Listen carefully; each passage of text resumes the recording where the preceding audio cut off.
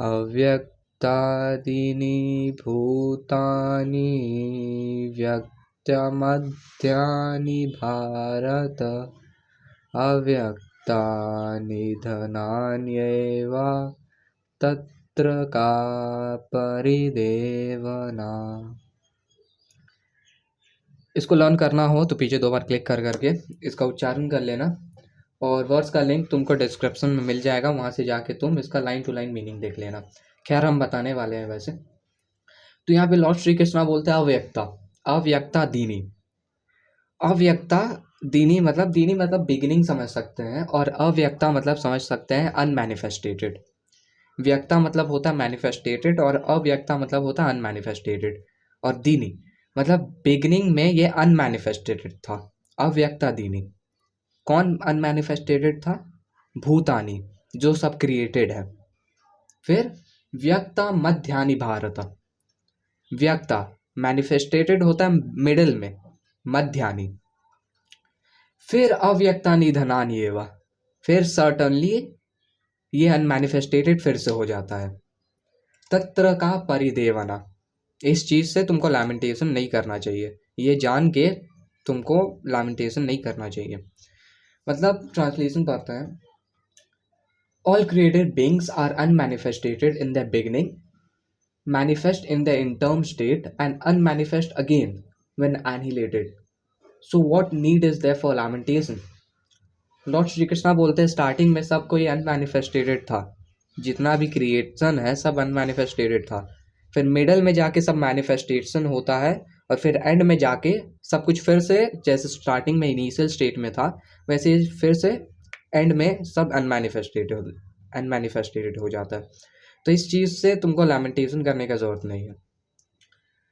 अब देखो तुम्हारे दिमाग में आएगा कि भाई अनमैनिफेस्टेशन मैनिफेस्टेशन ये सब क्या है, समझने में तुमको दिक्कत हो रहा होगा। तो देखो श्रीला प्रभुपाद एग्जाम्पल देते हैं अपने पर्पट में, ये सब अनमैनिफेस्टेटेड मैनिफेस्टेटेड जो है इसको हम लोग एक स्काई स्क्रेपर का एग्जाम्पल से समझ सकते हैं। तो जब स्काई स्क्रेपर बना हुआ रहता है अच्छे से, उसके अंदर मान लो एलिवेटर हो सकता है, फर्नीचर हो सकता है, डोर हो सकता है, अच्छा अच्छा विंडोज़ हो सकता है, डेकोरेटेड पिलर हो सकता है, तो वो मैनिफेस्टेटेड स्टेट में है। वो स्काई स्क्रेपर मतलब पता है ना भाई, वो मैनिफेस्टेटेड स्टेट में है। लेकिन मान लो कोई भूकंप आ जाता है, कोई एक्सटर्नल कैलेमिटी आ जाता है, और वो जो स्काई स्क्रेपर है वो किसी अकारणवश टूट जाता है। तो टूटने के बाद जितना भी उसका पिलर्स है, विंडोज है, गेट्स है, एलिवेटर है, और उसके अंदर का इंसान भी, इंसान का मटेरियल बॉडी भी सब कोलैप्स हो जाता है। ठीक है, तो जब सब कुछ कोलैप्स हो जाता है, सब कुछ अपना इनिशियल स्टेट यानी कि अनमैनिफेस्टेटेड स्टेट में आ जाता है। तो इससे हम लोग मैनिफेस्टेटेड अनमैनिफेस्टेटेड समझ सकते हैं। जब दुनिया अच्छे से बना हुआ रहता है, अब देखो सब कुछ क्या चीज़ से बना हुआ है? पंच महाभूता से बना हुआ है, earth water fire air ether, पंच महाभूता से सब क्रिएशन बना हुआ है। अपने फिजिकल बॉडी में भी ये 5 महाभूत है, पंच महाभूता है। तो जब हम लोग का बॉडी अच्छे से बना हुआ है, सब कुछ कितने अच्छे से बना हुआ है, अर्थ के अंदर लैंड है, वाटर है, 14 प्लानिटरी सिस्टम्स है, मटेरियल यूनिवर्स जो है, एक्सटर्नल एनर्जी भगवान का, जब अच्छे से सब कुछ बना हुआ रहता है, अच्छे से क्रिएटेड रहता है, तो उसको बोलते हैं मैनिफेस्टेटेड। और जब सबका एनिलेशन हो जाता है तब वो हो जाता है अनमैनिफेस्टेटेड। जो 5 महाभूता हुआ वो सब एक समान आ जाते हैं, एक साथ सब आ जाते हैं, तो वो हो जाता है एनिलेशन, अनमैनिफेस्टेटेड। अब अगर श्रीला प्रभुपाद के प्रॉपर्ट में जाएंगे हम लोग, तो श्रीला प्रभुपाद बताते हैं कि ये जो मटेरियल क्रिएशन है वो पूरा एक ड्रीम जैसा है, एक सपने जैसा है। तो इस चीज़ को हम लोग कैसे समझ सकते हैं कि मटेरियल वर्ल्ड सपना जैसा है? तो इस चीज़ को हम लोग ऐसे समझ सकते हैं 3 लेवल रियलिटीज़ को जान के। 3 रियलिटीज़ होता है, फर्स्ट, सेकंड, थर्ड। थर्ड होता है तुम्हारा सपना, जो तुम रात को सोते समय सपना देखते हो। वो हो गया तुम्हारा थर्ड लेवल रियलिटी, जब तुम अपने दिमाग के अंदर होते हो।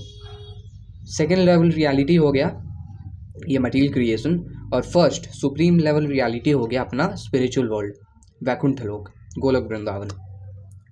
तो अब इसको ब्रीफली समझते हैं, पूरे डिटेल्स में समझते हैं इसको।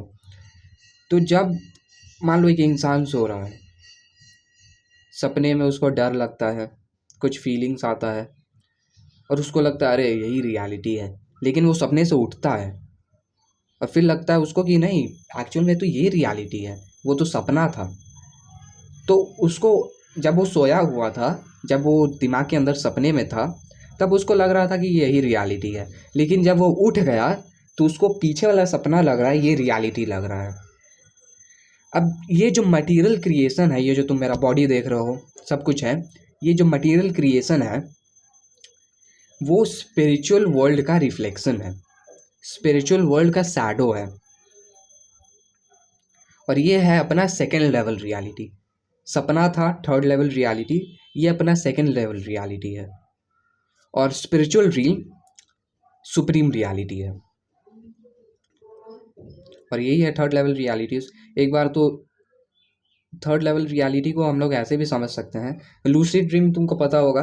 लूसिड ड्रीम वो होता है जिसमें हम लोग ड्रीम को अच्छे से कंट्रोल कर पाते हैं। तो लूसिड ड्रीम में ऐसा, जैसे कि अभी हम तुमसे बात कर रहे हैं, कुछ भी अभी हम कर सकते हैं, कैसे भी अभी हम अपने आप को कंट्रोल कर सकते हैं, वैसे ही लूसिड ड्रीम में होता है कि अपने आप को तुम कंट्रोल कर सकते हो कॉन्शियस होके। तो वो खैर ये तो एक अंडरस्टैंडिंग है, मेन पॉइंट समझ गए ना तुम। सपना जो होता है वो हम लोग का थर्ड लेवल रियलिटी होता है। सपने से उठने के बाद हम लोग को लगता है ये तो सपना था, ये एक्चुअल में रियलिटी है, लेकिन ये स्पिरिचुअल वर्ल्ड का शैडो है, ये भी एक सपना है। सुप्रीम रियलिटी अपना स्पिरिचुअल ड्रीम। तो ये चीज़ को तुमको रियलाइज़ करना होगा। वर्स का रैपअप करते हैं यहाँ पे एक बार फिर से रिवीजन के साथ। होप ये जो 3 लेवल का रियलिटीज था वो तुमको अच्छे से समझ में आ गया होगा।